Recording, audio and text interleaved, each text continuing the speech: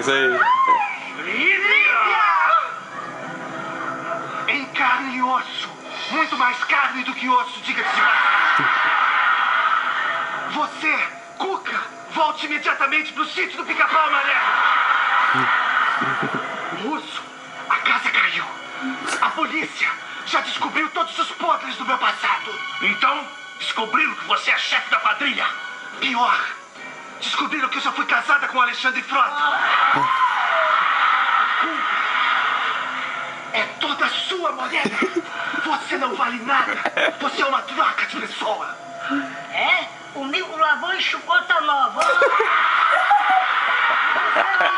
depender de mim, você vai acontecer na cadeia, sua vaca. Você não me conhece. Eu sou pior do que as mulheres com TPM.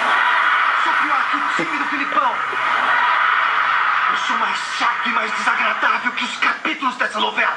Eu vou acabar com você, Morena.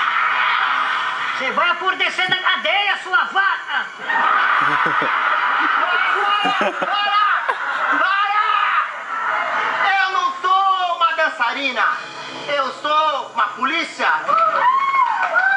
Eu sou da polícia, eu sou a Tâmia Vinagrete. E vou dizer uma coisa pra você. Acabar com isso aqui. Morena, você tá livre, meu. Você tá livre aí.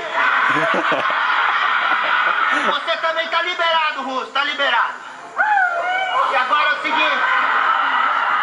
O negócio agora é o seguinte. Ficou pequeno aqui. Vocês não vão mais trabalhar no bordel pro Russo. Negativo. Vocês vão tudo pra minha casa que eu gosto de mulher. Eu sou a Tâmia Vinagrete.